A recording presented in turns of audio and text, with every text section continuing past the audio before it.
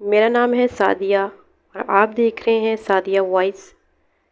اس ماہ سچی کہانیوں کے سلسلے میں ریٹائرڈ ڈی ایس پی ملک صفدر حیات کی پیشہ ورانہ زندگی کی ایک المناک کہانی آپ سب کے ساتھ میں شیئر کرنے جا رہی ہوں۔ یہ کہانی ان کے لیے ایک داستان عبرت ہے جو محض دولت کی خاطر اپنا تشخص، اپنی شناخت فروخت کر دیتے ہیں۔ ایک مخلص نوجوان کا قصہ جس نے ایک دولت مند خاندان کا گھر داماد بننا منظور کر لیا تھا۔ چلیے آج کا کیس ہم شروع کرتے ہیں۔ آج اس کیس کا احوال میں آپ سب کے سامنے پیش کرنا چاہتی ہوں۔ اس میں تفتیش کم اور نفسیاتی کشمکش زیادہ ہے۔ جنوری کا مہینہ تھا، آسمان پر بادل چھائے ہوئے تھے اور سخت ٹھنڈی ہوا چل رہی تھی۔ شام سے کچھ دیر پہلے ایک نوجوان جس نے کمبل اوڑھ رکھی تھی میرے کمرے میں داخل ہوا اور بڑی بے پرواہی سے ایک کرسی کھینچ کر میرے سامنے بیٹھ گیا۔ اس کا قد 6 فٹ سے اوپر نکلا ہوا تھا اور وہ بہت ہی زیادہ فربا بدن کا مالک تھا۔ عمر 25-26 سال کے لگ بھگ ہوگی۔ اس نے جو کمبل اوڑھ رکھا تھا وہ نیا اور اعلیٰ قسم کا تھا۔ ہم نوجوان کے چہرے پر آسودگی یا امارت نظر نہیں آتی تھی۔ عام آدمیوں کو تھانے دار کے کمرے میں داخل ہونے یا کرسی پر بیٹھنے کی جرأت نہیں ہوتی، اس لیے مجھے اس کی حرکت پر بڑا تعجب ہوا اور میں نے ذرا سخت لہجے میں پوچھا کہ وہ کون ہے۔ اس نے میری آنکھوں میں آنکھیں ڈال کر دیکھا اور میرا خیال ہے کہ تقریباً نصف منٹ تک دیکھتا رہا۔ آپ نے مجھے پہچانا نہیں؟ اس نے کہا۔ اس کے چہرے میں، نظروں میں یا بولنے کے انداز میں ایک قسم کا دیوانہ پن سا جھلک رہا تھا۔ میں تمہیں کیوں پہچانوں گا؟ کیا تم کوئی عادی چور ڈاکو ہو؟ اس نے سینہ پھلا کر کہا۔ منیر حسین میرا نام ہے۔ کیا کرتے ہو تم منیر حسین؟ اور یہاں کیا کرنے آئے ہو؟ حد ہو گئی بھائی، اس نے کہا۔ اب بھی نہیں پہچانا آپ نے؟ کیا بک لگا رکھی ہے تم نے؟ میں نے غصے سے کہا۔ سیدھی طرح بات کرو اور کرسی سے اٹھ کر کھڑے ہو جاؤ۔ پہلے آپ کھڑے ہوں پھر میں کھڑا ہو جاؤں گا۔ اس نے دیوانوں کی طرح کہکہا لگایا اور کھڑا ہو گیا۔ لو جی، میں ہی کھڑا ہو جاتا ہوں۔ میرے کھڑے ہونے سے آپ کی عزت ہو جائے تو میرا کیا جاتا ہے؟ آپ کو تو اللہ نے ویسے ہی بڑی عزت دی ہے، کھڑے ہوں یا بیٹھے رہیں۔ مجھے یقین ہو گیا کہ اس کا ذہنی توازن ٹھیک نہیں ہے، لہٰذا میں ذرا نرم ہو گیا۔ معلوم ہوتا ہے تم گھر کا راستہ بھول گئے ہو۔ میں ایک سپاہی کو تمہارے ساتھ بھیج دیتا ہوں، وہ ادھر ادھر سے پوچھ کر تمہیں گھر چھوڑائے گا۔ میں نے گھنٹی بجا کر ایک سپاہی کو اندر بلا لیا۔ اوہ بادشاہو، اب تو یہی اپنا گھر ہے، اس نے کہا اور دوبارہ کہکہا لگایا، لیکن اس کے کہکہے میں ایک طرح کی دہشت پائی جاتی تھی۔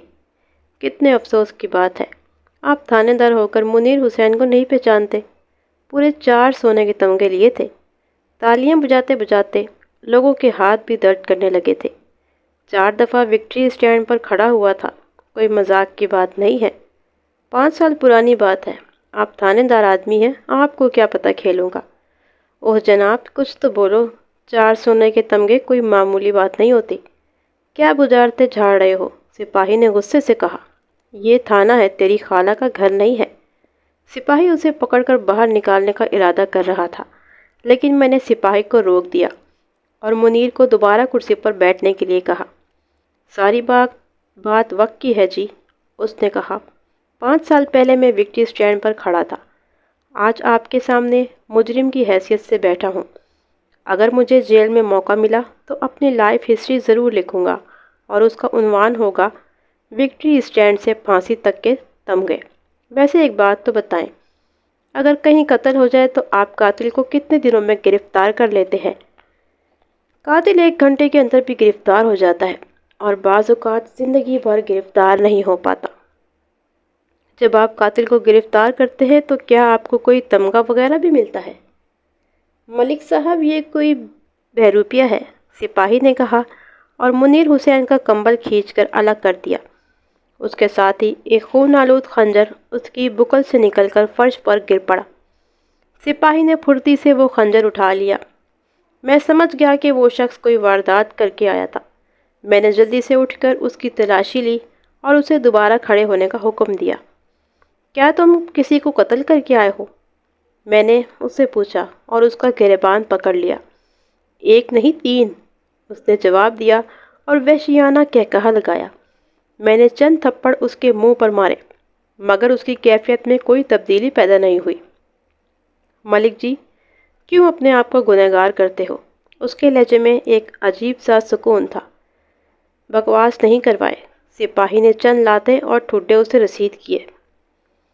ملک جی، قانون قاتل کو موت کی سزا دیتا ہے، اس نے تکلیف کا اظہار کیے بغیر کہا۔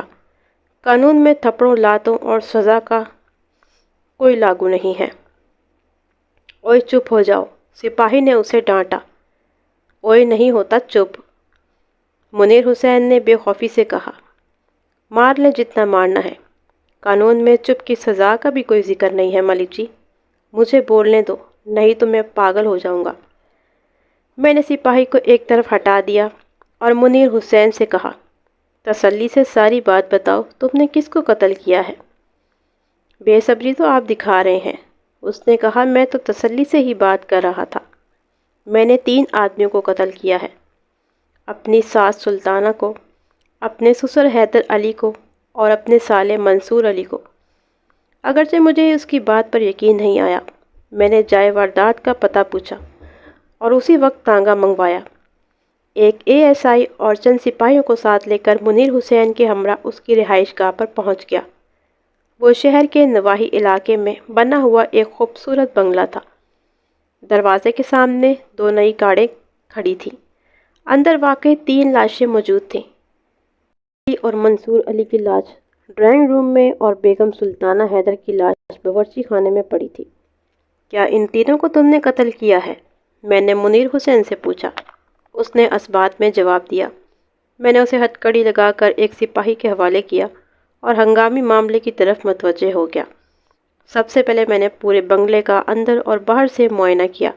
وہاں 3 لاشوں کے علاوہ کوئی شخص نہیں تھا۔ باورچی خانے میں چولہا جل رہا تھا اور قریب ہی ایک ہانڈی رکھی ہوئی تھی۔ وہ گرم تھی اور اس میں ادھ پکا سالن موجود تھا۔ معلوم ہوتا تھا کہ کسی نے اس خیال سے ہانڈی چولہے سے اتار دی تھی کہ وہ اوپر رکھی ہوئی جل نہ جائے۔ پاس ہی ایک برتن میں کٹی ہوئی ترکاری بھی رکھی تھی۔ بیگم سلطانہ حیدر کے جسم پر زخم کا کوئی نشان نہیں تھا۔ جیسا کہ بعد میں پوسٹ مارٹم کی رپورٹ میں بتایا گیا، اسے گلا گھونٹ کر ہلاک کیا گیا تھا۔ حیدر علی کا گلا کٹا ہوا تھا اور اس کی لاش صوفے کے پیچھے پڑی تھی۔ آثار سے یہ ظاہر ہوتا تھا کہ قتل کرنے کے بعد اسے گھسیٹ کر وہاں سے لے جایا گیا تھا۔ منصور علی کی لاش داخلی دروازے سے 4-5 قدم کے فاصلے پر تھی۔ اس کے جسم اور ہاتھوں پر چاقو کے کئی نشانات تھے، جس سے یہ اندازہ ہوتا تھا کہ اس نے مزاحمت کی کوشش کی تھی۔ تھوڑی دیر کے اندر اس تہرے قتل کی خبر جنگل کی آگ کی طرح پورے شہر میں پھیل گئی اور لوگوں کا ایک ہجوم وہاں پر پہنچ گیا۔ ان میں حیدر علی کے دوست احباب بھی شامل تھے۔ کچھ دیر کے بعد ڈپٹی کمشنر، SP اور بعض دیگر افسران بھی موقع کا معائنہ کرنے پہنچ گئے۔ ضابطے کی کارروائی کے دوران پتہ چلا کہ حیدر علی کی بیٹی اسی روز لاہور سے بذریعہ ہوائی جہاز کراچی روانہ ہوئی تھی، جہاں چند گھنٹے قیام کرنے کے بعد اسے لندن روانہ ہونا تھا۔ اس کا نام عمرانہ تھا۔ وہ منیر حسین کی بیوی تھی اور حیدر علی کی اکلوتی بیٹی تھی۔ بیٹا بھی ایک ہی تھا، یعنی اس بدقسمت خاندان کی صرف ایک لڑکی زندہ بچی تھی۔ اتفاق کی بات یہ تھی کہ اس روز گھر میں ملازم بھی کوئی نہیں تھا۔ فیروزہ نامی درمیانی عمر کی ملازمہ جو کھانا پکانا اور دیگر کام کرتی تھی، اس روز چھٹی پر تھی کیونکہ اس کا بچہ بیمار تھا۔ اس کے علاوہ ایک ڈرائیور تھا جس کا نام جلال تھا اور ایک 12-13 سالہ لڑکا ساجد تھا جو 24 گھنٹوں کا ملازم تھا۔ اس روز دن کے 11 بجے بیگم سلطانہ کے علاوہ گھر کے دیگر افراد عمرانہ کو جہاز پر سوار کرانے لاہور گئے تھے۔ یہ بھی پتہ چلا کہ عمرانہ کا خالہ زاد بھائی سید خان اور انجمن نامی ایک خاتون بھی عمرانہ کے ہمسفر تھے۔ یہ تمام افراد کاروں میں لاہور گئے۔ عمرانہ وغیرہ کو جہاز میں سوار کرانے کے بعد ڈرائیور جلال اور ساجد نے لاہور کی سیر کرنے کے لیے ایک دن کی چھٹی لے لی، لہٰذا ایک کار میں منیر حسین اکیلا واپس آیا اور دوسری کار میں حیدر علی اور اس کا بیٹا منصور علی واپس آئے۔ جہاز 1:45 بجے روانہ ہوا تھا۔ واپسی کا راستہ 1.5-2 گھنٹے کا تھا۔ یہ پتہ نہیں چل سکا کہ دونوں کاریں ایک ساتھ واپس پہنچی تھیں یا آگے پیچھے۔ البتہ منیر حسین کا بیان تھا کہ وہ پہلے پہنچ گیا تھا۔ ضابطے کی کارروائی میں کئی گھنٹے صرف ہو گئے۔ جب میں واپس تھانے پہنچا تو غالباً رات کے 10 بج چکے تھے، لہٰذا میں نے ملزم کو حوالات میں بند کیا اور پوچھ گچھ دوسرے روز تک کے لیے ملتوی کر دی۔ اگلی صبح مجھے پتہ چلا کہ ملزم نے ڈٹ کر کھانا کھایا تھا اور گہری نیند سویا تھا۔ مجھے بڑی حیرت ہوئی۔ فوری اور ہنگامی نوعیت کے کاموں سے فارغ ہو کر میں نے ملزم کو پوچھ گچھ کے لیے الگ کمرے میں بلا لیا۔ ابتدائی سوالات کے جواب میں اس نے بتایا کہ وہ BA پاس تھا اور اپنے کالج کا بہترین اسٹوڈنٹ تھا۔ 5 سال قبل اس نے قومی کھیلوں کے مقابلے میں 4 طلائی تمغے حاصل کیے تھے۔ ان میں سے 2 تمغے دوڑ کے مقابلے میں، ایک اونچی چھلانگ میں اور ایک غالباً نیزہ اندازی یا ڈسکس تھرو میں۔ اس کا باپ عابد حسین ایک مقامی اسکول میں ہیڈ ماسٹر تھا۔ ایک چھوٹا بھائی اور 2 بہنیں تھیں۔ بھائی لاہور کی کسی فیکٹری میں کام کرتا تھا اور بہنیں ابھی کنواری تھیں۔ اس کی شادی کو 4 ساڑھے 4 سال ہوئے تھے اور ان باتوں کی تصدیق بعد میں دیگر ذرائع سے بھی ہو گئی۔ تم نے اپنی ساس سسر اور سالے کو قتل کیوں کیا؟ میں نے پوچھا۔ وہ اسی قابل تھے جی، اس نے جواب دیا۔ میں نے کوئی غلط کام نہیں کیا، یہ تو ایک دن ہونا ہی تھا۔ اگر کوئی آدمی آپ کو ایک ہاتھ سے پیار کرے اور دوسرے ہاتھ سے تھپڑ مارے اور کئی سالوں تک اس طرح کرتا رہے تو ایک دن آپ اسے قتل کر دیں گے؟ کیا تم اپنے سسرال میں رہتے تھے؟ جی ہاں، شادی کی شرطوں میں ایک شرط یہ بھی تھی۔ لوگ ایسے داماد کو کتا کہتے ہیں۔ بعض اوقات آدمی جانتے بوجھتے کتا بن جاتا ہے، دولت کی خاطر، اور کتا کبھی کبھی باولا بھی ہو جاتا ہے۔ اور جب باولا ہو جاتا ہے تو کاٹتا بھی ہے۔ میں پہلے کتا بنا، پھر باولا ہوا اور پھر میں نے کاٹ لیا۔ چھوڑو ملک جی، کیا فائدہ کریدنے کا، اندر بہت گند ہے جی۔ کیا کل تمہارا کسی کے ساتھ جھگڑا ہوا تھا؟ جھگڑا تو روز ہی ہوتا تھا، لیکن پالتو کتا ہر صورت میں دم ہلاتا ہے۔ کل کس بات پر جھگڑا ہوا تھا؟ سارا جھگڑا غریبی امیری کا تھا جی، اس نے جواب دیا۔ بیان کرنے میں بہت چھوٹی چھوٹی باتیں لگتی ہیں، محسوس کرتے وقت بہت بڑی لگتی ہیں۔ یوں محسوس ہوتا ہے کہ انسان پہاڑ کے نیچے دب گیا ہے یا سمندر میں ڈوب رہا ہے۔ زہر کی ایک چٹکی دیکھنے میں بڑی حقیر لگتی ہے، لیکن زبان کو چھو جائے تو اچھے خاصے کڑیل جوان کو مٹی میں ملا دیتی ہے۔ تفصیل سے ساری بات بتاؤ۔ اچانک اس نے دونوں ہاتھوں سے منہ چھپا لیا اور پھوٹ پھوٹ کر رونے لگا۔ شدت جذبات سے اس کا پورا جسم بے قابو ہو جا رہا تھا۔ میں خاموش بیٹھا رہا۔ چند لمحوں بعد اس نے خود کو سنبھالا اور یوں گویا ہوا۔ گزشتہ ہفتے میری بیوی عمرانہ نے مجھے بتائے بغیر لندن کا پروگرام بنا لیا۔ مجھے یہ بات پسند نہیں آئی۔ اس کی ایک وجہ یہ تھی کہ وہ اپنے کزن سعید خان اور انجمن نامی ایک عورت کے ساتھ لندن جا رہی تھی۔ سعید خان ایک آزاد خیال اور بد کردار نوجوان ہے۔ میں نے عمرانہ کو سمجھانے کی کوشش کی، پھر اپنی ساس اور سسر سے بات کی، لیکن کسی نے میری بات کو اہمیت نہیں دی۔ چند روز تک میری اور عمرانہ کی بات چیت بند رہی۔ کل صبح اسے میں نے ایک بار پھر سمجھانے کی کوشش کی اور کہا، عمرانہ، مجھے تمہارا سعید کے ساتھ جانا پسند نہیں ہے۔ تم جانتی ہو کہ وہ اچھا آدمی نہیں ہے۔ کیوں، کیا خرابی دیکھی ہے تم نے میرے کزن میں؟ اس نے پوچھا۔ تم اچھی طرح جانتی ہو کہ سعید ڈرنک کرتا ہے اور مجرموں میں بھی جاتا ہے۔ اوے کم آن منیر، کبھی کبھی تم بہت چھوٹی باتیں کرنے لگتے ہو۔ اس نے میرا مذاق اڑایا۔ جس چیز کو تم لوگ مجرا کہتے ہو، یورپ میں اسے میوزک کنسٹرکٹ یا فلور شو کہتے ہیں۔ یورپ کے کلچر سے ہمارا کوئی تعلق نہیں ہے۔ ارے بابا، ہسٹری پڑھو، ہسٹری۔ یہ ساری دنیا کا کلچر ہے۔ مفلس مغل بادشاہوں کے دربار میں بھی میوزک کنسٹرکٹ آئی مین مجرا ہوتا تھا۔ مہاجروں اور بادشاہوں کا شوق ہے۔ بات کیا ہے، غریب لوگوں کو جو چیز میسر نہیں آتی اسے وہ برا کہنا شروع کر دیتے ہیں۔ بابر بادشاہ نے کیا خوب کہا تھا، بابر باعش کوش کے عالم، دوبارہ نیز فلسفی مت بنو، زندگی کو انجوائے کرو۔ یہ عیش نہیں، تباہی ہے۔ اور اصل بات یہ ہے کہ تم ایک قدامت پسند خاندان سے تعلق رکھتے ہو۔ تم میری بیوی ہو عمرانہ۔ اگر میں قدامت پسند ہوں تو تمہیں بھی ایسا ہی بن کر رہنا پڑے گا۔ بھول جاؤ، عمرانہ نے کہا۔ اسی لمحے میری ساس میرے کمرے میں داخل ہوئی اور آتے ہی بولی، کیا شور مچا رکھا ہے تم نے؟ تمہیں پتہ نہیں کہ گھر میں مہمان بیٹھے ہوئے ہیں؟ خالہ، میں آپ کو پہلے بھی بتا چکا ہوں کہ میں عمرانہ کا اس طرح آنا جانا پسند نہیں کرتا۔ کیا مطلب اس طرح آنا جانا؟ اب میں اسے سعید بھائی سے چڑ ہو گئی ہے، عمرانہ نے کہا۔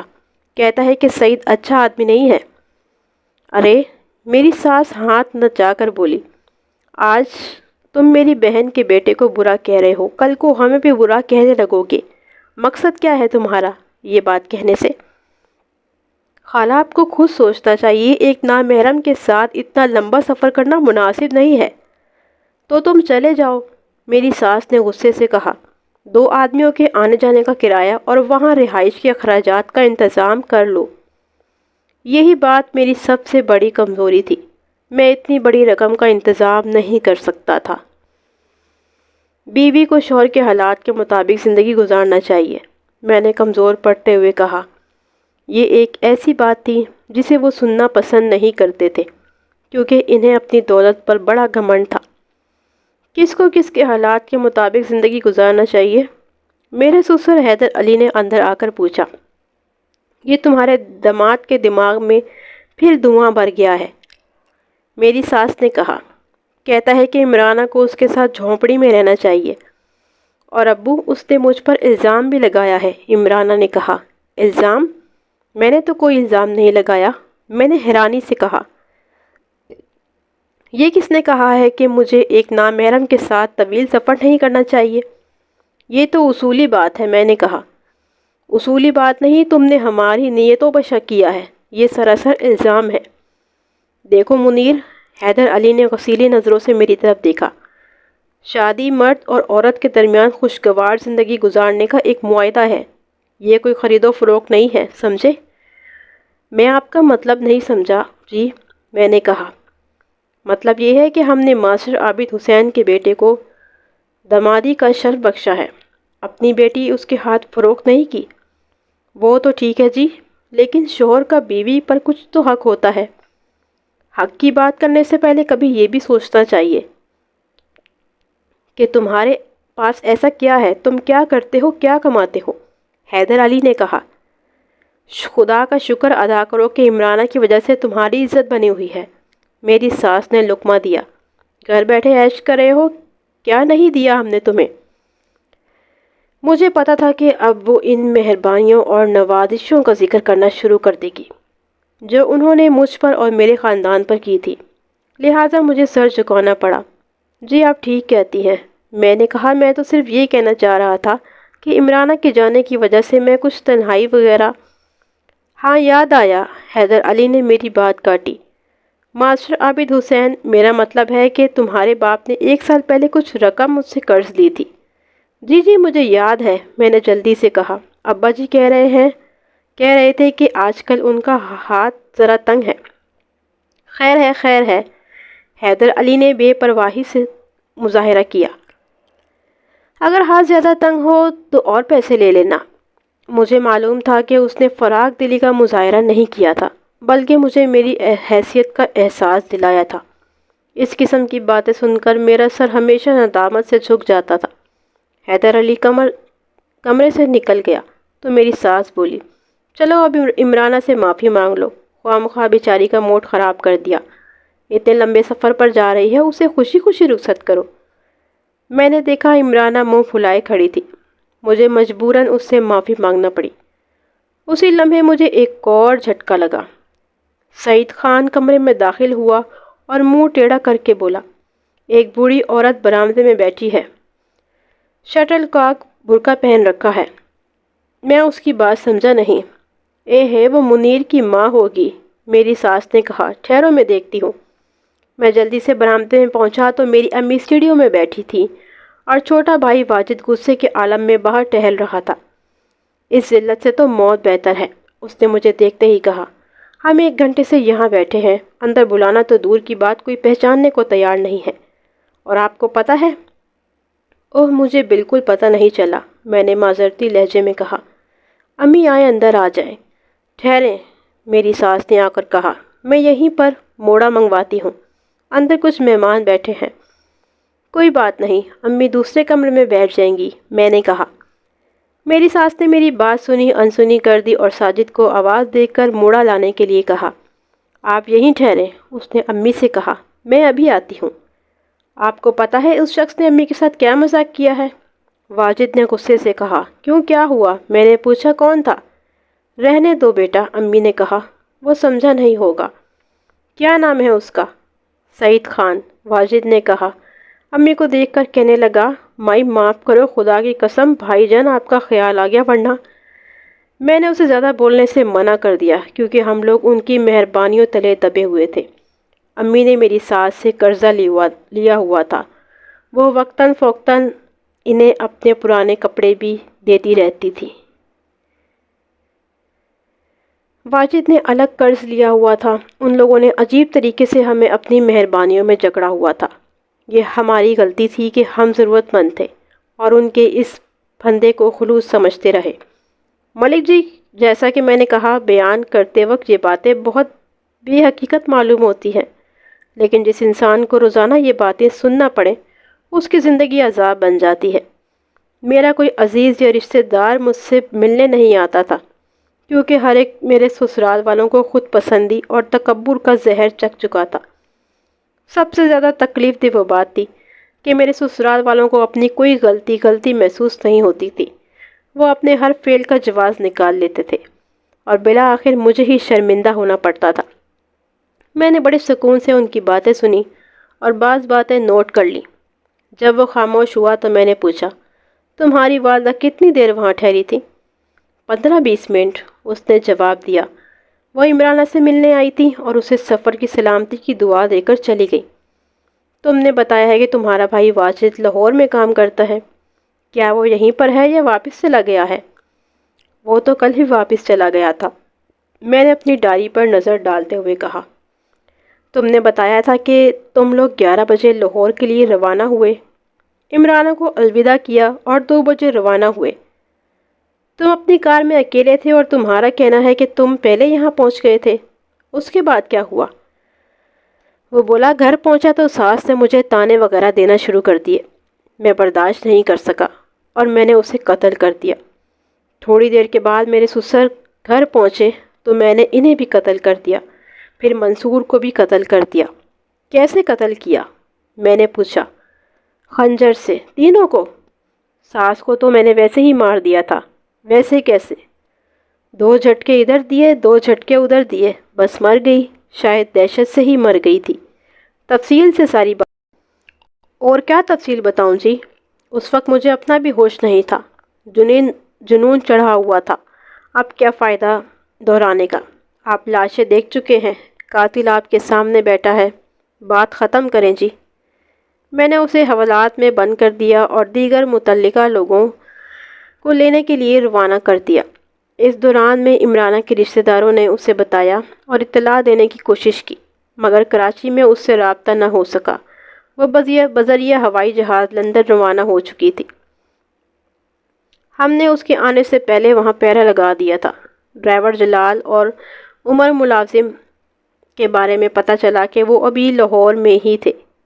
حیدر علی کے قریبی عزیزوں اور کاروباری دوستوں کے دوران پتہ چلا کہ واردات والی صبح اس نے بینک سے پیسے نکلوانے تھے۔ متعلقہ بینک مینیجر نے اس بات کی تصدیق کی کہ 2 معزز رشتہ داروں کی موجودگی میں پورے بنگلے کی رقم برآمد نہیں ہوئی۔ ہم نے تمام الماریاں، صندوق، ساری جگہ دیکھ لی، مگر چند 100 روپے کے علاوہ دیگر رقم کا کچھ پتہ نہیں چلا۔ البتہ کچھ زیورات الماریوں میں موجود تھے، تاہم باقی زیورات کے ڈبے خالی تھے۔ مجھے شبہ ہوا کہ زیور بھی کم ہیں۔ میں نے اس کی بہن کو بلا کر زیور دکھایا اور پوچھا اس میں سے کچھ کم ہے۔ سعید کی خان کی والدہ تھی اور اس کا نام قدسیہ بانو تھا۔ وہ 80 برس کی پڑھی لکھی اور سمجھدار عورت لگتی تھی، اور اس وقت احمد بھی وہاں پر موجود تھا۔ یہاں تو آدھا زیور بھی نہیں ہے۔ اس نے زیور کو اچھی طرح سے ٹٹولا، پھر شک آمیز نظروں سے میری طرف دیکھنے لگا۔ وہ سمجھ رہی تھی کہ باقی زیور ہم نے غائب کر دیا ہے۔ کل جس وقت آپ کا بیٹا اور بھانجی یہاں سے روانہ ہوئے تو آپ یقیناً یہاں موجود ہوں گی۔ ہم صبح ہی یہاں آ گئے تھے، اس نے جواب دیا۔ آپ بھی ساتھ تھے؟ میں نے اس کے شوہر سے پوچھا۔ اس کی عمر 60 برس کے قریب ہوگی۔ اس کے بارے میں پتہ چلا کہ ہول سیل کا کاروبار کرتا تھا اور مالی اعتبار سے وہ حیدر علی سے کمتر تھا۔ میں تھوڑی دیر ٹھہر کر وہاں سے واپس چلا گیا۔ آپ صحیح جگہ پر جا کر دیکھیں، قدسیہ بانو نے کہا۔ رقم کا آپ کو پتہ معلوم ہو جائے گا اور زیور کا بھی۔ کون سی جگہ پر؟ میں نے اس سے پوچھا۔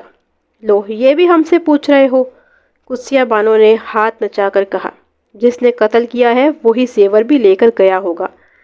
جا کر اسی سے پوچھو۔ بہنوں سے پوچھیں، ان کے گھر کی تلاشی لیں۔ مسکین بن کر بیٹھی ہوئی تھی جیسے کچھ پتہ ہی نہیں۔ لڑکی نے زیور اور نقدی پہلے ہی ماں کے حوالے کر دی ہوگی۔ آپ فکر نہ کریں، میں وہاں ضرور جاؤں گا، میں نے کہا۔ اور میں آپ سے کچھ پوچھنا چاہتی تھی۔ میں نے سنا ہے کہ کل منیر حسین اور عمرانہ کا جھگڑا ہوا تھا۔ بات یہ ہے تھانے دار صاحب کہ بھوکے ننگے کو روٹی کپڑا مل جائے تو اس کو سر چڑھ کر ناچنے لگتا ہے۔ ہائے میری بہن! تھانے دار صاحب، اخلاق احمد نے کہا، آپ قتل کی تفتیش کر رہے ہیں یا ہمارے خاندانی تعلقات کی چھان بین کر رہے ہیں؟ اسے کس بات کی تفتیش؟ قدسیہ بانو نے کہا۔ قاتل تو تھانے میں بیٹھا ہے۔ تھانے دار صاحب کی مرضی تو کچھ اور ہی معلوم ہوتی ہے۔ عورت کا منہ کچھ زیادہ ہی کھولتا جا رہا تھا۔ میں نے اسے آنکھیں دکھاتے ہوئے کہا، بی بی، یہ صرف قتل کا کیس نہیں ہے، اس میں ڈکیتی کا کیس بھی شامل ہو گیا ہے۔ آپ کی بہن کے گھر سے 30,000 روپے نقد اور زیورات چوری ہو چکے ہیں۔ واہ جی واہ! آپ بھی ہم ہی کو آنکھیں دکھانے لگے، قدسیہ بانو ذرا دبتے ہوئے بولی۔ جس نے قتل کیا ہے اسی نے چوری بھی کی ہوگی۔ آپ کے پاس اس کا کیا ثبوت ہے؟ ثبوت اکٹھے کرنا آپ کا کام ہے۔ میں یہی کام کر رہا ہوں، میں نے سخت لہجے میں کہا۔ ثبوت ہی اکٹھے کرنے کی کوشش کر رہا ہوں۔ یہ ٹھیک ہے کہ ہم نے ایک بالغ مجرم کو گرفتار کر لیا ہے، لیکن اس کا یہ مطلب نہیں ہے کہ ہم آنکھیں بند کر کے سارے الزام اسی کے سر تھوپ دیں۔ اس قسم کے مواقع پہ بعض رشتہ دار بھی مال سمیٹنے کی فکر میں مبتلا ہو جاتے ہیں۔ کیا آپ ہم پر الزام لگا رہے ہیں؟ اخلاق احمد نے کہا۔ فی الحال امکان کی بات کر رہا ہوں، میں نے کہا۔ اخلاق صاحب، یہ دولت بہت بری چیز ہے۔ میت ابھی گھر میں پڑی ہوتی ہے اور وارثوں میں جائیداد کے لیے ڈنڈے سوئے چل جاتے ہیں، اس لیے ہمیں چاروں طرف نظر رکھنا پڑتی ہے۔ یہ بتائیں کہ حیدر علی کی جائیداد کا قانونی وارث کون ہے؟ وارث اس کی بیٹی عمرانہ ہے۔ ہائے، میں مر گئی! قدسیہ بانو چونک کر بولی۔ نعیمہ کے ابا، اب تو وہی مستنڈہ اس جائیداد کا وارث ہے۔ اس کا اشارہ منیر حسین کی طرف تھا۔ قاتل جائیداد کا وارث نہیں ہو سکتا، میں نے کہا۔ میں یہ جاننا چاہتا ہوں کہ عمرانہ کے بعد اس جائیداد کا وارث کون بنے گا؟ ہمارے سوا اور کون ہوگا؟ قدسیہ بانو نے کہا۔ ہمارے ایک بڑے بھائی تھے، وہ بے اولاد فوت ہو گئے تھے۔ رشتہ دار تو بہت ہیں لیکن بہن بھائی اور کوئی نہیں ہے۔ میں نے گواہوں کی موجودگی میں سارا زیور ایک الماری میں بند کر کے اسے تالا لگایا اور چابی اخلاق احمد کے حوالے کر دی۔ پھر جاتے ہوئے پوچھا کہ آپ نے سعید کو اطلاع بھجوا دی ہے؟ ہاں، ہم نے کل ہی لندن کے پتے پر ٹیلی گرام دے دیا تھا، اخلاق احمد نے جواب دیا۔ میرے چھوٹے بھائی لندن میں رہتے ہیں، کچھ اور رشتہ دار بھی ہیں، لیکن سعید کو میں نے تاکید کی تھی کہ انہی کے پاس ٹھہرے۔ کچھ اور ادھر ادھر کی باتوں کے بعد میں رخصت ہو گیا۔ آس پاس کے رہنے والوں کی زبانی پتہ چلا کہ عمرانہ پہلے سعید خان کی منگیتر تھی، لیکن منیر حسین کے بیچ میں آ جانے کی وجہ سے منگنی ٹوٹ گئی تھی اور کچھ عرصے تک دونوں خاندانوں میں ناچاکی بھی رہی۔ سعید خان کے بارے میں لوگوں کی رائے اچھی نہیں تھی۔ منیر حسین کے بارے میں حیدر علی کے چند رشتہ داروں کے سوا سب نے اچھی رائے دی۔ انہوں نے ایک صلح پسند اور شریف النفس نوجوان قرار دیا۔ اس کے پرانے دوستوں اور پڑوسیوں نے خاص طور پر اس کی تعریف کی، البتہ اس امر پر افسوس کا اظہار کیا کہ اس نے ایک خود پسند اور متکبر دولت مند خاندان میں شادی کر کے اپنا مستقبل تباہ کر لیا تھا۔ اگر وہ آرمی میں چلا جاتا تو بہترین اسٹوڈنٹ ہونے کی وجہ سے اسے فوراً کمیشن مل جاتا۔ چوری کا معاملہ سامنے آنے کے بعد ذہن میں کئی سوالات پیدا ہو رہے تھے۔ دل یہ بات تسلیم کرنے کو تیار نہیں تھا کہ منیر حسین نے 30,000 روپے کی خاطر 3 آدمیوں کی جان لی تھی۔ البتہ یہ ممکن تھا کہ قتل کے بعد اس نے اپنے غریب والدین کی مدد کے لیے رقم چوری کر لی ہو۔ یہ بھی ہو سکتا تھا کہ منیر حسین کے گھر سے نکلنے کے بعد حیدر علی کا کوئی دوست یا رشتہ دار وہاں آیا ہو اور لاشیں دیکھنے کے بعد اس نے موقع سے فائدہ اٹھانے کا فیصلہ کیا ہو، لیکن ایسا کوئی مضبوط دل کا آدمی ہی کر سکتا تھا۔ ہمارے ہاں ایسے لوگوں کی کمی نہیں جو دم توڑتے ہی انسان کی گھڑی، انگوٹھی یا بٹوا غائب کرنے کی فکر میں مبتلا ہو جاتے ہیں اور اپنی اس مذموم حرکت کو جائز بھی سمجھتے ہیں، یعنی کہ اس مرنے والوں کو ان چیزوں کی اب کیا ضرورت ہے۔ باریکی سے وقت کا حساب لگانے کے بعد میں اس نتیجے پر پہنچا کہ منیر حسین واردات کے تقریباً 1.5 گھنٹے بعد ہمارے پاس پہنچا تھا۔ حیدر علی کے بنگلے سے تھانہ زیادہ دور نہیں تھا، پیدل 10 منٹ سفر کرنے کا راستہ تھا۔ اگر آدھا گھنٹہ بھی کم کر دیا جاتا تو یہ بات ہنوز وضاحت طلب تھی کہ منیر حسین 1 گھنٹے تک کیا کرتا رہا تھا۔ کیا وہ رقم اور زیورات کو ٹھکانے لگا رہا تھا؟ اگلے روز میں نے عدالت سے سرچ وارنٹ حاصل کیا اور ماسٹر عابد حسین کے گھر پہنچ گیا۔ اس کا 2 کمرے کا چھوٹا سا مکان ایک پسماندہ علاقے میں تھا۔ ماسٹر عابد حسین ایک وفادار قسم کا معمر شخص تھا۔ جب میں 2 سپاہیوں کے ساتھ اس کی خانہ تلاشی لینے پہنچا تو گھر میں اس کی بیوی اور بیٹیاں موجود تھیں۔ ماسٹر عابد حسین سرچ وارنٹ پر نظر ڈالے بغیر مجھے اندر لے گیا اور بولا، یہ میرا غریب خانہ ہے، آپ جو کچھ دیکھنا چاہیں دیکھ لیں۔ گھر میں بڑا مختصر سا سامان تھا۔ میں نے چند منٹ میں تلاشی مکمل کر ڈالی، کوئی رقم برآمد نہیں ہوئی، البتہ کچھ زیور تھا جس کے بارے میں ماسٹر عابد حسین کی بیوی نور فاطمہ نے بتایا کہ وہ اس نے اپنی بیٹیوں کے جہیز کے لیے رکھا ہوا ہے۔ میں نے رسیدیں مانگی لیکن وہ رسیدیں پیش نہ کر سکی۔ اس دوران میں ان کی دونوں بیٹیاں، جن کی عمریں 16 اور 20 سال کے درمیان تھی، ایک کونے میں بیٹھ کر روتی رہیں۔ مجھے یہ زیور اپنے ساتھ لے کر جانا پڑے گا۔ میں نے ماسٹر صاحب، آپ کے سمدھی کے گھر سے کچھ زیورات اور نقدی چوری ہو گئی ہے۔ میں یہ زیور مقتول کے رشتہ داروں کو دکھانا چاہتا ہوں۔ جیسے آپ کی مرضی جناب، ماسٹر عابد حسین نے کہا۔ اگر زیور ہمارا ہوگا تو واپس آ جائے گا۔ کوئی زبانی دعوے سے کسی چیز کا مالک نہیں بن جاتا، میں نے کہا۔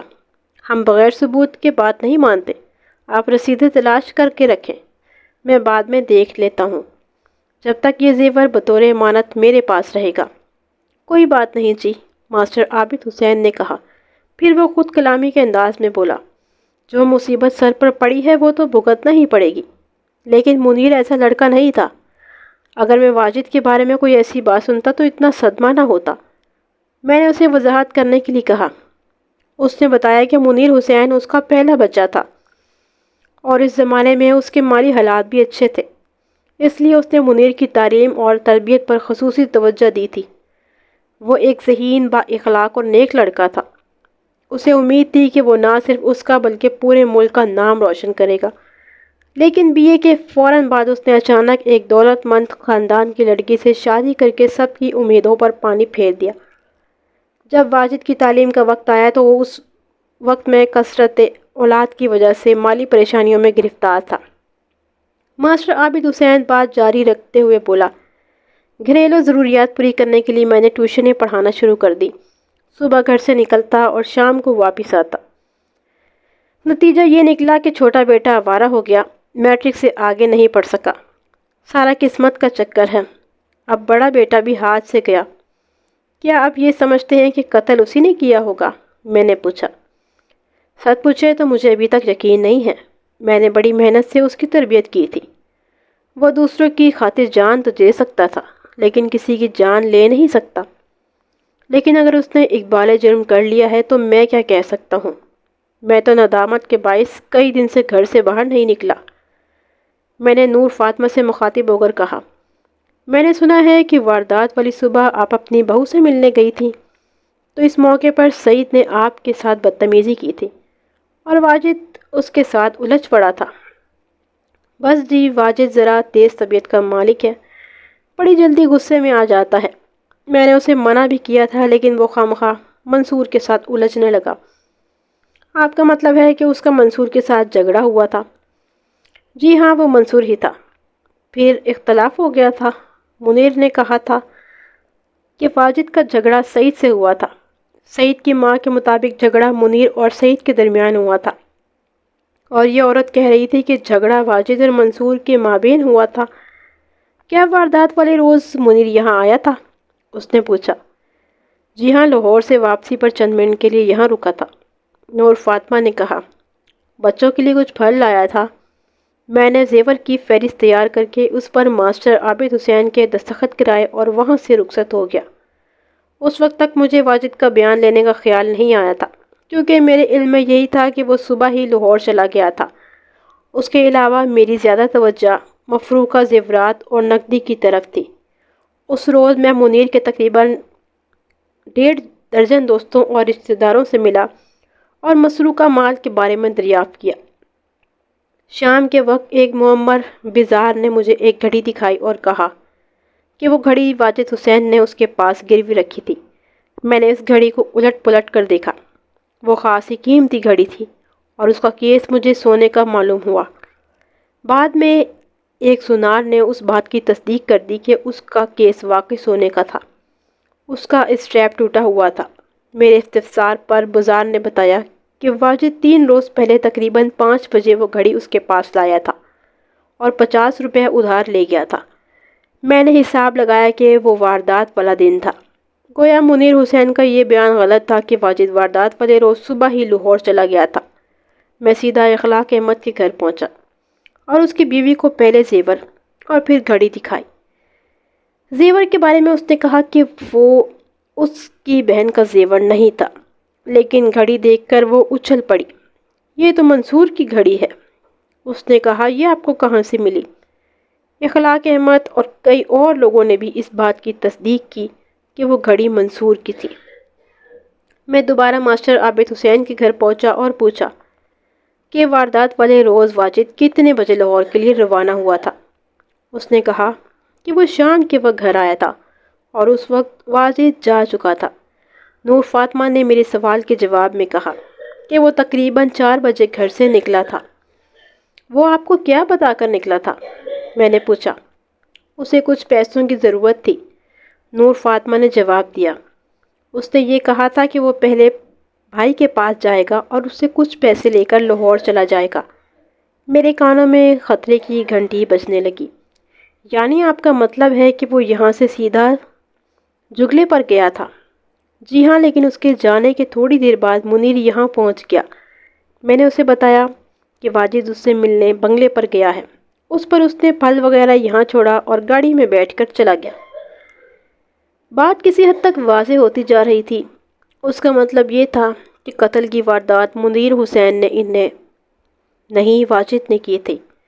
منیر حسین نے رنگے ہاتھوں بھائی کو جا پکڑا ہوگا، لیکن اس نے چھوٹے بھائی کو پولیس کے حوالے کرنے کے بجائے خود کو قاتل کی حیثیت سے پیش کر دیا، کیونکہ اس سارے قضیے کا اصل سبب وہ اپنے آپ کو سمجھتا تھا۔ میرے کانوں میں اس کے باپ کے الفاظ گونجنے لگے۔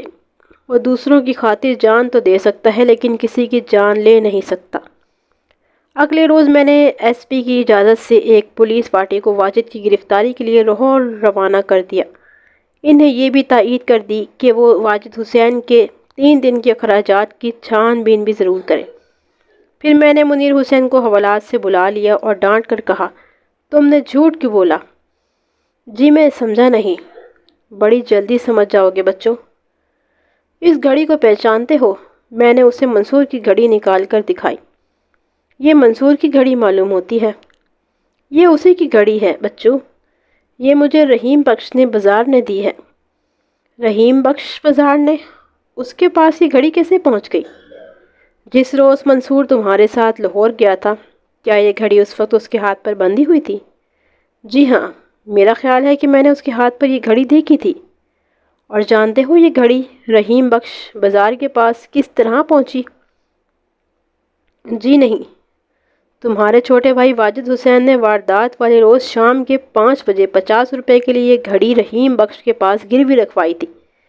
اب تو سمجھ گئے ہوگے کہ یہ گھڑی کس طرح واجد کے ہاتھ لگی تھی۔ تم نے جھوٹ کیوں بولا؟ جی میں نے جھوٹ نہیں بولا۔ تم نے کہا تھا کہ واجد صبح ہی لاہور چلا گیا تھا، جبکہ تمہاری والدہ کا کہنا ہے کہ وہ 4 بجے گھر سے نکلا تھا اور تم سے ملنے بنگلے پر گیا تھا۔ قتل کا ذمہ دار میں ہوں، واجد نے کچھ نہیں کیا۔ دیکھو منیر حسین، اب تم اپنے بھائی کو بچا نہیں سکتے۔ وہ موقع پر موجود تھا اور مقتول کی گھڑی کا اس کے قبضے میں ہونا ثابت ہو گیا ہے۔ اگر تم قتل کا الزام اپنے سر لینے پر اصرار کرو گے تو یقین کرو تم دونوں بھائیوں کو پھانسی ہو جائے گی۔ نہ تم بچ سکو گے اور نہ تمہارا بھائی۔ اگر تمہیں کوئی پرواہ نہیں تو کم از کم اپنے بوڑھے ماں باپ کا ہی خیال کرو۔ میں نے واجد کی گرفتاری کے لیے پولیس پارٹی لاہور بھیج دی ہے۔ وہ آج شام یا کل صبح تک گرفتار ہو جائے گا۔ اس لیے بہتر یہی ہے کہ اب سب کچھ سچ سچ بتا دو، ورنہ ہم تم دونوں کا قتل کے الزام میں چالان پیش کرنے پر مجبور ہو جائیں گے۔ میرے سمجھانے کا خاطر خواہ نتیجہ نکلا اور اس نے سب کچھ اگل دیا۔ میں نے اپنے بھائی کو بچانے کے لیے ایک بالغ جرم کیا تھا، اس نے کہا، لیکن اب چھپانے کا کوئی فائدہ نظر نہیں آتا۔ لاہور سے واپسی پر پہلے اپنے گھر پہنچ گیا۔ وہاں پتہ چلا کہ واجد مجھ سے ملنے کے لیے بنگلے پر گیا ہے۔ میں تھوڑی دیر گھر میں ٹھہر کر وہاں سے رخصت ہو گیا۔ ابھی میں بنگلے میں کچھ دور ہی تھا کہ میں نے واجد کو مشکوک انداز میں گیٹ سے نکلتے دیکھا۔ وہ تیزی سے ایک گلی میں غائب ہو گیا۔ وہ گلی تنگ تھی اور کار میں نے اس میں داخل نہیں ہو سکتی تھی۔ میں نے کار روک کر گلی میں دیکھا مگر وہ کہیں نظر نہیں آیا۔ جب میں بنگلے میں پہنچا تو وہاں ان تینوں کی لاشیں پڑی ہوئی تھیں۔ قالین پر خون آلود خنجر بھی پڑا تھا۔ میں سمجھ گیا کہ واردات کا ذمہ دار واجد تھا۔ صبح اس کا منصور سے جھگڑا ہوا تھا اور اس نے اسے جان سے مار دینے کی دھمکی دی تھی۔ اس میں کوئی جھوٹ تو نہیں؟ میں نے پوچھا۔ ایک ذرا برابر جھوٹ نہیں ہے جی، خدا کو حاضر ناظر جان کر کہتا ہوں کہ ایک ایک لفظ سچ ہے۔ اس روز تم نے اپنے بیان میں کہا تھا کہ واجد کا سعید سے جھگڑا ہوا تھا۔ یہ جھوٹ میں نے واجد کو بچانے کے لیے بولا تھا۔ ٹھیک ہے، اب تم حوالات میں آرام کرو، میں نے کہا۔ تمہارے بھائی کا بیان سننے کے بعد تمہارا فیصلہ کیا جائے گا۔ اگلے روز پولیس واجد کو ساتھ لے کر واپس پہنچ گئی۔ وہ سخت دہشت زدہ دکھائی دیتا تھا۔ میں نے اس کا گریبان پکڑ لیا اور کہا، اوے نواب، واجد علی خان تمہارا بھائی یہاں قتل کے الزام میں گرفتار ہے اور تمہیں اس کی کوئی پرواہ ہی نہیں ہے۔ وہ تھر تھر کانپنے لگا، بولا، مجھے تو جی کل رات کو پتہ چلا ہے، ورنہ میں فوراً یہاں پہنچ جاتا۔ وہ عمر میں منیر حسین سے 2-3 سال چھوٹا تھا، بال بکھرے ہوئے تھے اور رنگ سانولا تھا۔ میں نے اسے مقتول منصور کی گھڑی دکھائی اور کہا، جو کچھ پوچھوں گا سچ سچ بتانا، اگر جھوٹ بولا تو بہت برا سلوک کروں گا۔ اس گھڑی کو پہچانتے ہو؟ سچ کہتا ہوں جی، میں نے یہ گھڑی چوری نہیں کی۔ وہ پہلے سوال کو سمجھو پھر جواب دو۔ میں نے پوچھا ہے کہ اس گھڑی کو پہچانتے ہو؟ جی پہچانتا ہوں۔ تم نے اسے رحیم بخش بازار کے پاس گروی رکھا تھا؟ جی 50 روپے میں گروی رکھا تھا۔ اسی لمحے مجھے خیال آیا کہ اگر اس نے گھڑی گروی رکھی تھی تو اس کا مطلب یہ تھا کہ اس نے نقدی اور زیورات چوری نہیں کیے تھے۔ اگر اس کے پاس اتنی بڑی رقم ہوتی تو وہ 50 روپے کے لیے گھڑی گروی نہ رکھتا۔ کیا تم نے صرف اس گھڑی کے لیے تینوں کو قتل کیا تھا؟ وہ دونوں ہاتھ جوڑ کے بولا، خدا گواہ ہے جی، میں نے کسی کو قتل نہیں کیا۔ یہ گھڑی تمہارے پاس کیسے آئی؟ وہ فرش پر بیٹھ گیا۔ ایک گلاس پانی پلا دے جی، سب کچھ سچ سچ بتا دیتا ہوں۔ میں نے سپاہی کو بلوا کر پانی منگوایا اور اسے پینے کے لیے دیا۔ جب وہ پانی پی رہا تھا تو آدھا پانی نیچے گر رہا تھا۔ میں جی اپنے بھائی صاحب سے ملنے گیا تھا، اس نے پانی پینے کے بعد کہا، لیکن وہاں کوئی نہیں تھا۔ میں نے 2-3 دفعہ آواز دی، پھر برآمدے میں بیٹھ کر انتظار کرنے لگا۔ پھر میری نظر اس گھڑی پر پڑی، یہ برآمدے میں پڑی تھی۔ میری نیت خراب ہو گئی، مجھے پیسوں کی سخت ضرورت تھی۔ میں نے گھڑی اٹھائی اور وہاں سے نکل گیا۔ سچ کہتا ہوں جی، اس سے زیادہ میں نے کچھ نہیں سنا، اس سے زیادہ میں نے کچھ نہیں کیا۔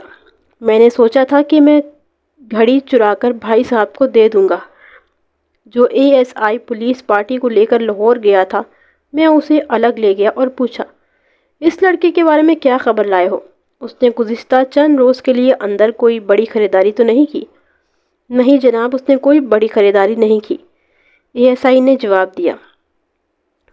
بھائی دروازے کے ایک تنگ سے مکان میں رہتا ہے، اس کے ساتھ 2-4 کاریگر بھی رہتے ہیں۔ ڈھلائی کے ایک کارخانے میں کام کرتا ہے، تنخواہ معمولی اور حالت خستہ ہے۔ کم از کم آدھی درجن لوگوں کا مقروض ہے۔ اس کے 2 ہی شوق معلوم ہوتے ہیں، یا کھانے پینے کا یا منڈوانے کا۔ طبیعت کا ذرا تیکھا ہے۔ پیتا کیا ہے؟ میں نے پوچھا۔ جناب، مجھے دودھ، لسی اور پانی کی حد تک کا ہی پتہ چلا ہے، کچھ اور پیتا ہو تو پتہ نہیں۔ میں دوبارہ واحد کے قریب ہو گیا اور کہا، اور یہ سونے کی گھڑی یوں ہی سڑک پر پڑی تھی؟ نہیں جی، برآمدے میں پڑی تھی۔ کیسے پڑی تھی برآمدے میں؟ یہ گھڑی ہے یا کوئی ٹھیکرا ہے، یہ تو مجھے بھی نہیں پتہ۔ تمہیں سب کچھ پتہ ہے بچو، ASI نے کہا۔ ابھی تم نے تو 2-4 لتر نہیں دیکھا۔ میں جی آپ کا نوکر ہوں، تم کہتے ہو کہ گھر میں کوئی نہیں تھا۔ میں نے کہا، تمہیں کیسے پتہ چلا کہ گھر میں کوئی نہیں ہے؟ کیا تم اندر نہیں گئے تھے؟ نہیں جی، میں اندر نہیں گیا، برآمدے میں ہی آ بیٹھا تھا۔ دروازہ بند تھا یا کھلا تھا؟ میں نے دروازے کو ہاتھ نہیں لگایا جی، کھلا ہوا معلوم ہوتا تھا۔ باہر کوئی کار کھڑی تھی؟ جی، ایک سلیٹی رنگ کی کار گیٹ کے اندر کھڑی تھی اور ایک سرخ رنگ کی کار گیٹ کے باہر کھڑی تھی۔ میں نے ASI سے کہا کہ حوالات میں جا کر منیر حسین سے اس کی سسرال کی کاروں کے رنگ پوچھ کر آئے۔ وہ اندر چلا گیا، پھر تھوڑی دیر کے بعد واپس آ کر بولا، جناب، ملزم کا کہنا ہے کہ اس کے سسرالیوں کے پاس 2 کاریں ہیں، ایک سلیٹی رنگ اور ایک فاختائی رنگ کی۔ سلیٹی رنگ کی کار اس کے سسر کے استعمال میں رہتی ہے اور فاختائی رنگ کی باقی خاندان کے استعمال میں۔ پھر وہ واجد سے مخاطب ہو کر بولا، اور یہ سرخ رنگ کی کار کہاں سے آ گئی؟ یہ تو مجھے بھی نہیں پتہ جی۔ تو پھر تمہیں کیا پتہ ہے؟ سرخ رنگ کی کار کا نمبر کیا تھا؟ 9211، اس نے جواب دیا۔ اوہ، مذاق کرتے ہو، ASI نے کہا، یہ تو محاورہ ہے۔ نہیں جی، یہی نمبر تھا، واجد نے کہا، محاورے کی وجہ سے یاد رہ گیا۔ یہ کار کس کی تھی؟ میں نے پوچھا۔ پتہ نہیں جی، میں جب باہر نکلا تو کار وہاں موجود نہیں تھی۔ تمہارے بھائی نے ہمیں سب کچھ بتا دیا ہے، میں نے کہا۔ اگر تم نے سچ نہ بولا تو تم دونوں کو پھانسی ہو جائے گی۔ پھر میں نے اسے ڈرا دھمکا کر حوالات میں بند کر دیا۔ ابھی تک جلال نامی ڈرائیور کا کچھ پتہ نہیں چلا تھا۔ میں نے اخلاق احمد کے گھر سے پتہ کروایا، وہاں سے جواب ملا کہ وہ ابھی تک لاہور سے واپس نہیں آیا۔ اسی اثناء میں نے فیروز نامی ملازمہ کا بیان لیا۔ وہ سیدھی سادھی ان پڑھ عورت تھی اور اپنا معافی الضمیر صحیح طور پر بیان نہیں کر سکتی تھی۔ اسے صرف اتنا پتہ چلا کہ ملازم لڑکا ساجد ڈرائیور جلال کا رشتہ دار تھا۔ میرے ذہن میں یہی آیا کہ حیدر علی کی موت کی خبر سن کر جلال نے کہیں اور نوکری کر لی ہوگی۔ چند روز بعد میں منیر اور واحد کا ریمانڈ لینے کے لیے عدالت میں پہنچا تو وہاں جلال مل گیا۔ منیر نے اسے دور سے پہچان لیا اور مجھے بتا دیا۔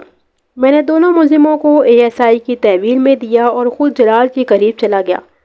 میں نے محسوس کیا کہ وہ مجھے دیکھ کر کچھ نروس سا دکھائی دینے لگا تھا۔ تم حیدر علی کے ڈرائیور جلال ہو؟ میں نے پوچھا۔ میں نے دوسری جگہ ملازمت کر لی ہے، اس نے کہا۔ تمہیں حیدر علی کی موت کی خبر سن کر صدمہ تو بہت ہوا ہوگا؟ ہاں جی، بڑے اچھے آدمی تھے۔ یہاں کیا کرنے آئے ہو؟ وہ جی بس یوں ہی، ایک چھوٹا سا ایکسیڈنٹ ہو گیا تھا۔ تمہیں تھوڑی دیر کے لیے میرے ساتھ تھانے چلنا پڑے گا۔ تھانے؟ وہ گھبرا گیا۔ کیوں جی؟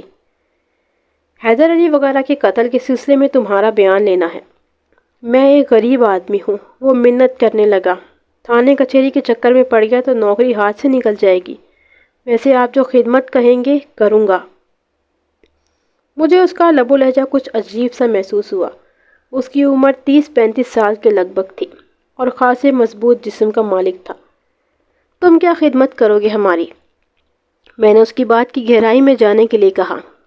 اس نے چور نظروں سے ادھر ادھر دیکھا، جیب سے 100 کے 3 نوٹ نکالے اور انہیں زبردستی میری مٹھی میں دینے کی کوشش کی۔ میں نے ہاتھ پیچھے کر لیا۔ اتنے تھوڑے پیسوں میں کام نہیں چلے گا استاد۔ جو آپ حکم کریں گے وہی ہو جائے گا، اس نے کہا۔ اس زمانے کے 300 روپے آج کے 3000 کے برابر تھے۔ میں نے دل میں سوچا 70-80 روپے تنخواہ پانے والا ڈرائیور کے پاس 300 روپے رشوت میں دینے کے لیے کہاں سے آ گئے؟ خصوصاً اس وجہ سے بھی میں اسے کسی جرم میں گرفتار نہیں کرنے گیا تھا۔ میں اسے برآمدے میں چھوڑ کر عدالت کے اندر چلا گیا اور پیشکار سے اس کے مقدمے کے بارے میں دریافت کیا۔ اس نے فائل نکال کر میرے سامنے رکھ دی۔ وہ واقعی ایکسیڈنٹ کا کیس تھا۔ میں فائل بند کرنے لگا تو اچانک میری نظر کار کے نمبر پر پڑی، 9211۔ واجد نے ٹھیک ہی کہا تھا، محاورے کی وجہ سے وہ نمبر مجھے بھی یاد رہ گیا تھا۔ کار کا رنگ بھی سرخ تھا۔ میرے ذہن میں بے شمار شکوک و شبہات سر اٹھانے لگے۔ میں نے پیشکار سے درخواست کی کہ اس کیس کی اگلی تاریخ دے دے، کیونکہ ملزم ایک دوسرے کیس میں مطلوب تھا۔ کیوں جی، ایسے ہی تاریخ دے دوں؟ پیشکار نے پرخیال لہجے میں پوچھا۔ کبھی کبھی اپنے گناہوں کا بوجھ کم بھی کر لیا کرو، میں نے کہا۔ وہ کہا لگا کے بولا، تھانے دار صاحب، ہم اور آپ وہاں ایک ہی کلاس میں ہوں گے۔ وہاں کہاں، دوزخ میں۔ اور کہاں، اس نے ایک اور کرارا سا کہا لگایا۔ جائیے، ابھی کیا یاد کریں گے؟ اگلے مہینے کی 25 تاریخ۔ میں نے ملزموں کا ریمانڈ لینے کا ارادہ ملتوی کیا اور جلال ڈرائیور کو ساتھ لے کر تھانے پہنچ گیا۔ اب بولو میاں جلال، پورجٹاں کتنی رقم خرچ کر چکے ہو؟ میں جناب خانے وال کا رہنے والا ہوں۔ ابھی پتہ چل جاتا ہے کہ تم کس خانے کے رہنے والے ہو، میں نے غصے سے کہا۔ خود ہی کچھ بتاؤ گے یا مجھے دوسرا طریقہ اختیار کرنا پڑے گا؟ تھانے دار صاحب، آپ تو خواہ مخواہ غصہ کر رہے ہیں۔ اس نے کہا، میں آپ سے کیوں کوئی بات چھپاؤں گا؟ یہ کار کس کی ہے؟ میں نے پوچھا۔ جس کا ایکسیڈنٹ ہوا ہے۔ یہ شیخ صاحب کی کار ہے، شیخ امتیاز صاحب کی۔ آج کل میں انہی کے پاس کام کرتا ہوں۔ کب سے ان کے پاس کام کر رہے ہو؟ 1 فروری سے جناب۔ ایکسیڈنٹ کس تاریخ کو ہوا تھا؟ بس جناب، پہلے ہی دن ایکسیڈنٹ ہو گیا، لیکن شیخ صاحب اچھے آدمی ہیں، انہوں نے کچھ نہیں کیا۔ کہنے لگے ذرا احتیاط سے چلایا کرو۔ میں نے اٹھ کر اس کی تھوڑی سی مرمت کر دی اور کہا، تیرے چاچے بابے کی بیٹھک نہیں ہے، قصے کہانیاں نہیں سناؤ اور مختصر جواب دو، کس تاریخ کو ایکسیڈنٹ ہوا تھا؟ وہ ہیل و حجت کرنے لگا۔ میں نے ایک تگڑا سا سپاہی کو بلایا، ذرا اس خانے والے کی مٹی تو جھاڑنا۔ میری بات اس کی سمجھ میں نہیں آ رہی۔ سپاہی نے سینے چڑھائیں، یا علی مدد کا نعرہ لگا کر بیٹھکیں نکالی اور دونوں ہاتھ ملتا جلال کی طرف بڑھا۔ وہ ان سب کے لیے ٹرینڈ تھا اور عموماً اس انداز سے ہی اس کے سامنے والے کو ہوش و حواس جاتے رہتے تھے۔ بتاتا ہوں جی، بتاتا ہوں۔ جلال، پیچھے ہٹو۔ 30 جنوری کو ایکسیڈنٹ ہوا تھا۔ یہ بات سن کر میں چونک گیا، کیونکہ تہرے قتل کی واردات بھی 30 جنوری کو ہی ہوئی تھی۔ کس جگہ پر ایکسیڈنٹ ہوا تھا؟ میں نے پوچھا۔ ہسپتال روڈ پر۔ کتنے بجے؟ میں نے کہا، غلط جواب نہیں دینا ورنہ کھال اتار کر دھوپ میں لٹکا دوں گا۔ ٹریفک پولیس میں ایکسیڈنٹ کا ریکارڈ موجود ہوگا۔ 4:30 بجے ایکسیڈنٹ ہوا تھا۔ 30 تاریخ کو تم لاہور میں تھے، یہاں پر تمہارا ایکسیڈنٹ کس طرح ہو گیا؟ شیخ صاحب نے کام سے بھیجا تھا۔ شیخ صاحب لاہور میں رہتے ہیں؟ نہیں جی، وہ رہتے تو یہیں پر ہیں۔ اس دن سعید صاحب کو چھوڑتے لاہور تک گئے تھے۔ کس کام سے بھیجا تھا انہوں نے تمہیں؟ اور پھر آئیں بائیں شائیں کرنے لگا۔ پہلے کہنے لگا کہ اس کے کسی عزیز کو چھوڑنے آیا تھا، پھر کہنے لگا انہوں نے گھر سے پیسے منگوانے تھے، پھر گرم کپڑوں کی بات کرنے لگا۔ میں نے اسے حوالات میں بند کر دیا اور سپاہی کو بھیج کر شیخ امتیاز کو تھانے بلوا لیا۔ وہ 28-29 برس کا ایک کاروباری شخص تھا۔ اس کے پاس سائیکلوں کی ایجنسی تھی۔ میں نے اسے یہ نہیں بتایا کہ جلال کو ہم نے کس لیے حوالات میں بند کر رکھا ہے۔ میرے استفسار پر اس نے بتایا کہ جلال کے پاس ڈرائیور کام کرتا ہے اور اس نے اسے پہلی تاریخ سے رکھا ہوا ہے۔ آپ کو یہ بات یقیناً معلوم ہوگی کہ جلال پہلے حیدر علی کے ساتھ کام کرتا تھا۔ حیدر علی اپنی بیوی اور بیٹے کے ہمراہ 30 تاریخ کو لاہور گیا تھا۔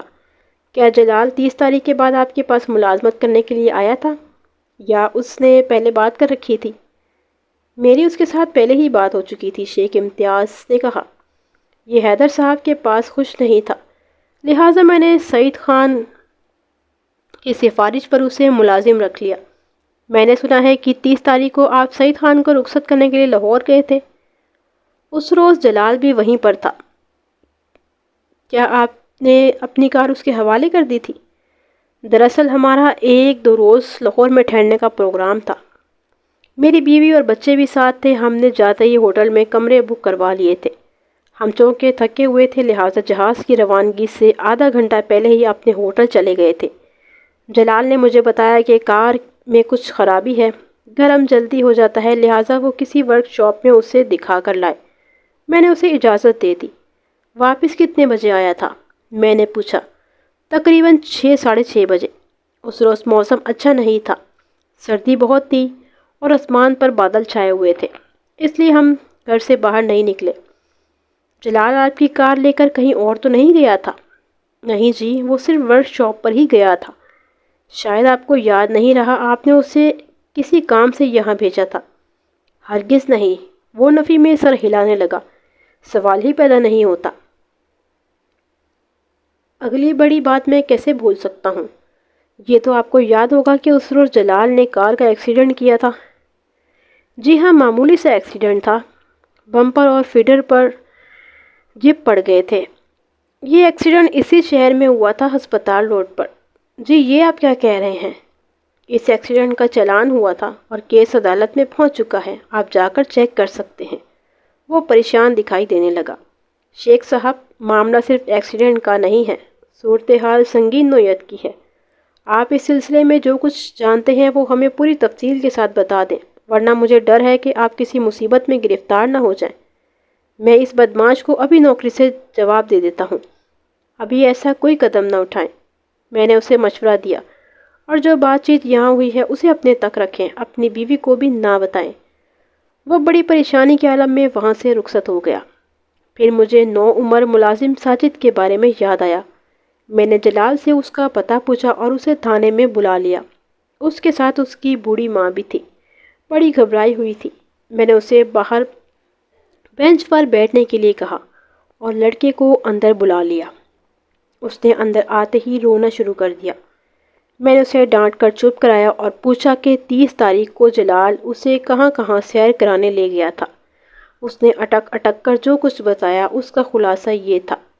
وہ جلال کے ساتھ لاہور گیا تھا، وہاں سے اس نے شیخ صاحب کی کار لی اور اسے ساتھ لے کر واپس آ گیا۔ کار کی رفتار بہت تیز تھی، وہ راستے میں کہیں نہیں رکے تھے۔ شہر میں پہنچ کر جلال نے اسے ریلوے اسٹیشن پر انتظار کرنے کے لیے کہا اور خود کار لے کر آگے چلا گیا۔ تھوڑی دیر بعد جب وہ واپس آیا اور اسے کار میں بٹھا کر دوبارہ لاہور روانہ ہو گیا۔ واپسی میں وہ کہیں رکا تھا؟ میں نے پوچھا۔ آہو جی، ساجد نے جواب دیا، رکا تھا۔ کیا کرنے کے لیے؟ کپڑے جلانے کے لیے۔ کیا جلانے کے لیے؟ میں نے حیرانی سے پوچھا۔ اس کے پاس گندے کپڑوں کی ایک پوٹلی تھی، ساجد نے کہا۔ اس نے کہا تھا کہ ان کپڑوں میں کیڑے پڑ گئے ہیں، بیماری کے کیڑے، اس لیے انہیں جلانا ضروری تھا۔ کیا تمہیں وہ جگہ یاد ہے؟ پتہ نہیں جی، شاید یاد آ جائے۔ میں نے اس وقت جیپ کا انتظام کیا اور ASI کو ساری بات سمجھا کر لڑکے کے ساتھ روانہ کر دیا۔ یہ اندازہ لگانا مشکل نہیں تھا کہ جلال نے خون آلود کپڑے جلائے تھے۔ یقیناً وہ اصل قاتل تھا۔ واجد کے بیان کے مطابق جب وہ بنگلے میں پہنچا تو سرخ کار گیٹ پر کھڑی تھی، لیکن جب وہ باہر نکلا تو کار جا چکی تھی۔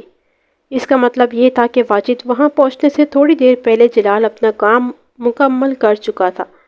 اسے واجد کی آمد کا پتہ چل گیا ہوگا اور وہ پچھلے دروازے سے باہر نکل گیا۔ ایک دفعہ ہمیں قاتل کے بارے میں یقین ہو جائے تو پھر اسے ایک بالغ جرم کرانا زیادہ مشکل نہیں ہوتا۔ سخت سے سخت مجرم بھی پولیس کے سامنے گھٹنے ٹیک دیتا ہے۔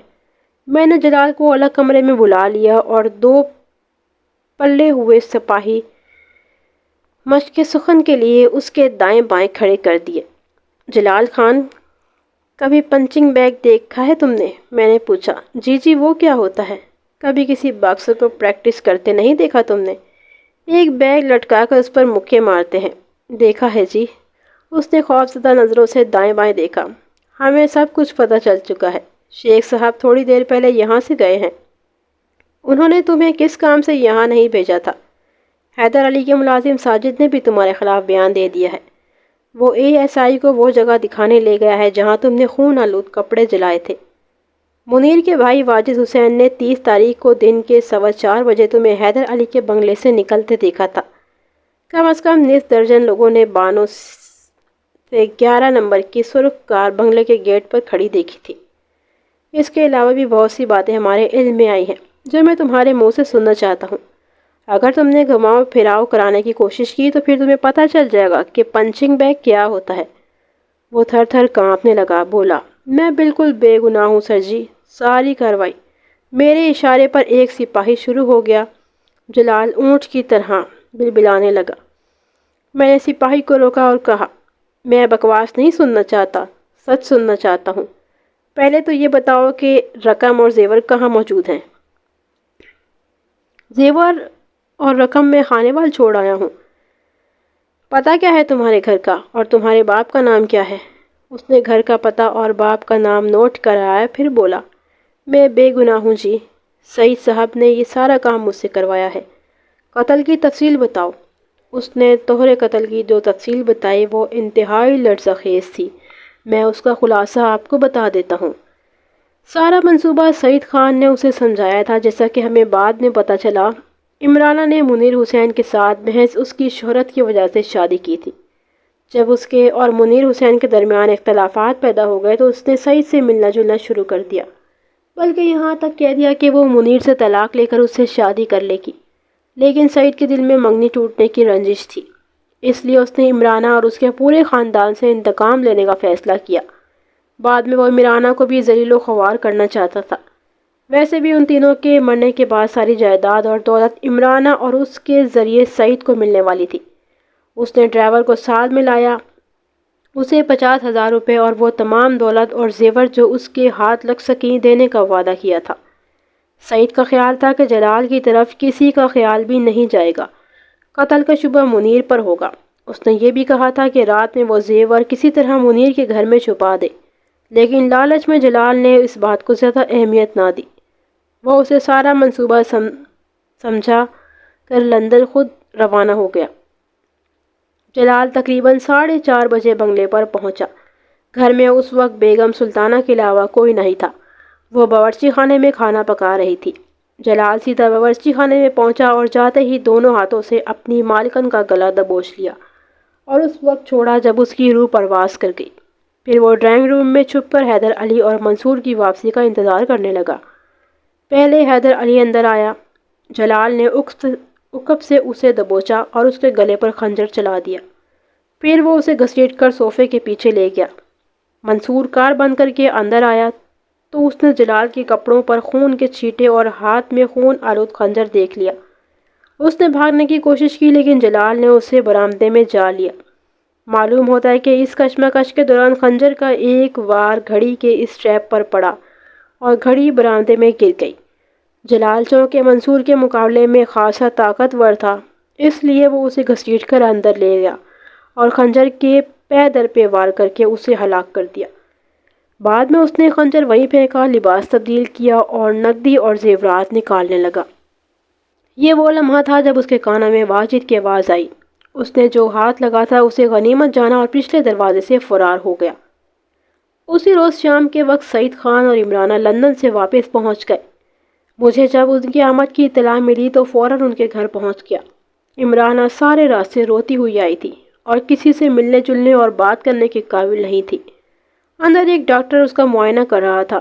البتہ سعید خان حشاش بشاش اور تازہ دم دکھائی دیتا تھا۔ اس نے بچوں کے ٹنک جیسی مونچھیں رکھی ہوئی تھی اور نوابوں کی طرح بات کرتا تھا۔ رسمی تعارف کے بعد کہنے لگا، مسٹر ملک، مجھے یہاں پہنچتے ہی پتہ چلا ہے کہ تم نے دونوں بھائیوں کو قتل کے جرم میں گرفتار کر لیا ہے۔ یہ بڑی خوشی کی بات ہے۔ میں ان دونوں کو پھانسی کے تختے پر رکھنا چاہتا ہوں۔ ہمارا کام ہی قاتلوں اور چوروں کو پکڑنا ہے، میں نے کہا۔ مجھے یقین ہے کہ ابا جی نے تمہیں کوئی انعام و اکرام نہیں دیا ہوگا، اس نے کہا۔ پرانے آدمی ہیں، ان باتوں کو نہیں سمجھتے۔ اب میں آ گیا ہوں، سب ٹھیک ہو جائے گا۔ تمہیں تھوڑی دیر کے لیے میرے ساتھ چلنا پڑے گا، میں نے کہا۔ ایک معمولی سی شناخت کا مسئلہ ہے۔ ابھی تو میں بہت تھکا ہوا ہوں، بڑا طویل سفر کر کے آیا ہوں۔ تم جوان آدمی ہو، اتنے سے سفر سے تمہیں کیا فرق پڑتا ہے؟ اس نے کہا۔ چند منٹ کی بات ہے، پھر آرام ہی آرام ہوگا۔ تھوڑے سے قائل کے بعد وہ راضی ہو گیا۔ تھانے پہنچ کر میں نے اسے کہا، سعید خان، تم انتہائی احمق آدمی ہو۔ اگر میں تمہاری جگہ پر ہوتا تو اتنی جلدی واپس نہ آتا۔ وہ تھوڑا سا پریشان ہوا مگر بظاہر بے پرواہی سے بولا، میں سمجھا نہیں۔ کیا تم پاکستان کی پولیس کو بالکل ہی بدھو سمجھتے ہو؟ میں تمہارا مطلب نہیں سمجھا مسٹر ملک۔ قریب ہی ASI کھڑا تھا، اس نے سعید خان کے منہ پر تھپڑ اسید کرتے ہوئے کہا، ادب سے بات کرو اے، یہ تھانے دار صاحب ہیں، لوگ انہیں ملک صاحب کہتے ہیں۔ وہ اچھل کود مچانے لگا، بڑے بڑے افسروں کے ساتھ اپنی دوستی اور رشتہ داری بتانے لگا، لیکن ہم نے جلد ہی اسے پرسکون کر دیا۔ برخوردار قاتلوں کا رشتہ دار کوئی نہیں ہوتا۔ میں نے کہا، تمہارے منصوبہ بے نقاب ہو چکا ہے، اب کوئی رشتہ داری تمہارے کام نہیں آئے گی۔ پھر میں نے جلال کو حوالات سے بلا لیا اور سعید کی طرف اشارہ کر کے کہا، اس کو پہچانتے ہو؟ اچھی طرح پہچانتا ہوں جی، اس نے اپنے ساتھ مجھے بھی برباد کر دیا ہے۔ جلال، کیا بکواس کر رہے ہو؟ سعید خان چلایا۔ بکواس تم کر رہے ہو، جلال نے کہا۔ تم نے مجھے لالچ دے کر قاتل بنا دیا ہے۔ میں نے تمہارے کہنے پر تینوں کو قتل کیا، اصل قاتل تم ہو۔ اچانک اس نے آگے بڑھ کر سعید خان کا گلا دبوچ لیا۔ جہاں 3 قتل کیے ہیں وہاں چوتھا بھی صحیح۔ ہم نے بڑی مشکل سے سعید خان کا گلا اس سے چھڑوایا۔ سعید خان نے جب دیکھا کہ اس کا منصوبہ فیل ہو چکا ہے تو وہ بڑی بڑی رقموں کا لالچ دینے لگا، لیکن میں نے اسے حوالات میں بند کر دیا۔ اس کے بعد میں نے منیر اور واجد کو حوالات سے باہر نکالا، انہیں اصل واردات کی تفصیل بتائی اور انہیں جانے کی اجازت دے دی۔ پھر مجھے یاد آیا کہ ان کی بہنوں کا زیور میرے پاس پڑا تھا۔ میں نے انہیں روک لیا اور کہا کہ میں فارغ ہو کر ان کے ساتھ ہی چلتا ہوں۔ مجھے چھوٹے چھوٹے کام نپٹانے میں کچھ زیادہ ہی دیر ہو گئی۔ اتنے میں سعید کا باپ اخلاق احمد اپنی بیوی بھانجی عمرانہ اور ایک عزیز کے ہمراہ تھانے پہنچ گئی۔ عمرانہ نے جب منیر حسین کو دیکھا تو آگے بڑھ کر دونوں ہاتھوں سے اسے پیٹنے اور کوسنے لگی۔ منیر حسین پیچھے ہٹتا چلا گیا لیکن منہ سے کچھ نہیں بولا۔ سعید کی ماں قدسیہ بانو بھی منیر کو برا بھلا سنانے لگی۔ میں نے دونوں عورتوں کو خاموش کرایا اور کہا، قاتل یہ نہیں کوئی اور ہے۔ میں نے انہیں بٹھا کر ساری تفصیل سنائی اور جلال کو بلا کر اس کی زبانی بھی سارا قصہ سنوایا۔ عمرانہ کو تو یقین آ گیا لیکن سعید کی ماں آخری وقت تک انکار کرتی رہی اور پولیس کے پورے محکمے کو برا بھلا کہتی رہی۔ جب میں منیر اور واجد کے ساتھ ان کے گھر جانے لگا تو عمرانہ بھی ہمارے ساتھ ہی چل پڑی۔ ماسٹر عابد حسین نے اپنے دونوں بیٹوں اور بہو کو دیکھا تو ان کی آنکھوں میں خوشی کے آنسو آ گئے۔ میں نے ان کا زیور واپس کیا اور چند رسمی باتوں کے بعد رخصت ہو گیا۔ بعد میں پتہ چلا کہ اس سانحے کی وجہ سے عمرانہ بالکل بدل گئی تھی اور ہمیشہ اپنے سسرال والوں کے ساتھ رہی۔